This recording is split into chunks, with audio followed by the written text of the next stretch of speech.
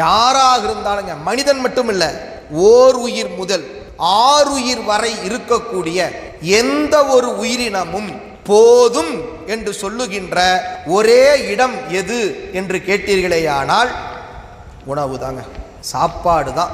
சாப்பிட்டுட்டு தான் நம்ம சொல்லுவோம், இனி ஒரு சொட்டு கூட உள்ள போகாது, போதும் அப்படின்னு மனிதன் சொல்லுகின்ற ஒரே இடம் உணவு தான். ஆனால் நம்ம நினைக்கிறோம் அந்த ஒரு வேளை சோறு கூட கிடைக்காதோ, என்ன இவ்வளோ பெருசாக சொல்கிறீங்க அப்படின்னு. ஆனால் யோசிச்சு பாருங்க, நீங்கள் எல்லாரும் நிறைய செய்தித்தாள்கள் பார்ப்பீங்க, நியூஸ் சேனல்லாம் நீங்கள் நிறைய இருக்குது. அந்த ஒரு வேளை உணவு கூட கிடைக்காம இன்னைக்கும் எத்தனையோ லட்சக்கணக்கானோர் வாடிக்கொண்டிருக்கிறார்கள் என்பதுதான் சத்தியமான உண்மை. அதனால தான் வள்ளல் சுவாமிகள் சொன்னாருங்க, வாடிய பயிரை கண்டபோதெல்லாம் வாடினேன். எவ்வளோ உயர்ந்த உள்ளம் பாருங்க. நாம் ரோட்டில் போயிட்டு இருக்கிறோம், எத்தனையோ செடி கொடி காஞ்சிருக்குது, அதை பார்த்து என்னைக்காவது வருத்தப்பட்டிருக்கிறோமா? ஆனால் வள்ளல் சுவாமிகள் அப்படி போனாராமா, வாடிய பயிரை கண்டபோதெல்லாம் வாடினேன். அதில் ரொம்ப நுட்பம் இருக்குதுங்க. இப்போ நம்ம இப்போ இந்த தெருவழியாக போகிறோன்னு வச்சுங்களேன், அந்த இடத்துல ஒரு செடி இருந்துச்சு, நேற்று பார்த்தோம், கொஞ்சம் வாடி இருந்தது, சரின்னு போயிட்டோம். அன்பாமனா வருத்தப்பட்டோம், ஐயோ வாடி போச்சே அப்படின்னு வருத்தப்பட்டோம். இன்னைக்கு போகிறோம், பார்த்தோம் வாடி போயிருந்தது, என்ன நினைப்போம்?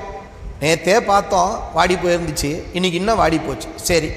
நாளைக்கு போகிறோம், சுத்தமாக பட்டு போச்சு, வாடி போச்சு, அவ்வளோதான். 4வது நாள் நினைப்போமா? நினைக்க மாட்டோம். ஆனால் வள்ளல் சுவாமியுடைய அந்த அன்பு பாருங்க, வாடிய பயிரை கண்ட போதெல்லாம் வாடினேன், அதை பார்க்கும் போதெல்லாம் அவருடைய மனம் வேதனைப்படுதாமா. அத்தகைய உயர்ந்த உள்ளம் படைத்த வள்ளல் சொல்றாரு, பசியினால் இளைத்தே வீடுதோறும் இறந்தும் பசியறாது அயர்ந்த வெட்டரை கண்டு உள்ளம் பதை பதைத்தேன்கிறார். பார்த்தா மேலோட்டமா தெரியுங்க, வீடு வீடா போய் ஒருவர் பிச்சை எடுத்தாராமா. வீடு வீடாக போய் பிச்சை எடுத்தும் அவருக்கு பசி அடங்கலை. என்ன சார் அப்போ அவ்வளோ பெரிய வயிறோ, நிறைய சாப்பிட்டு அவருக்கு பசி அடங்கலையானா என்ன அர்த்தம்னா, கொஞ்ச நேரத்துக்கு முன்னாடி சொன்ன அருணகிரிநாதர் பாட்டெல்லாம் நினச்சிக்கணும். 2 பிடி சோறு சொன்னோமே, கொடுக்க சொன்னாரே, என்ன சொன்னோம்? அதெல்லாம் முடியாது. டெய்லி 2 பிடி கொடுத்தா என்ன வருதுன்னு ஒரு கேள்வி கேட்டோம் இல்லையா? அப்படிப்பட்டவர்கள் வீட்டில் போய் சோறு கேட்டால் வேணா போடுவானா? 10 வீட்டில் போய் சோறு கேட்டாச்சு, என்ன சொன்னாங்க? சீச்சி இல்லை போ, சீச்சி இல்லை போன்ட்டாங்களாமா. அப்போ அவர் வீடு வீடாக போய் இறந்தார், ஆனால் அவருடைய பசி அடங்குகின்ற அளவுக்கு அந்த ஒருவேளை சோறு கொடுக்க ஆளில்லை. அதில் ரொம்ப வருத்தப்பட்டாராமா அந்த அன்பர்.